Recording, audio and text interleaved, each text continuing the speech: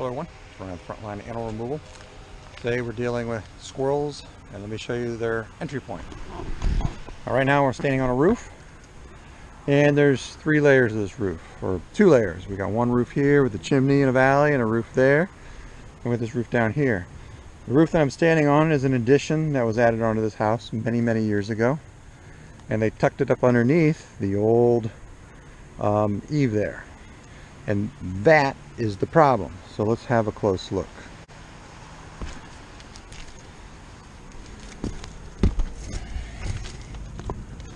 Right there is a hole that was chewed from the inside out.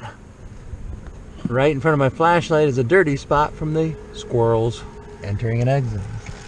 If we look straight ahead, that is a massive hole going into the structure where they can get behind that eave.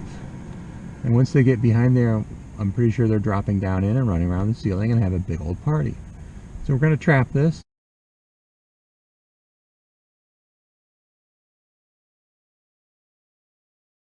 A couple days ago I made a little video about an entry point.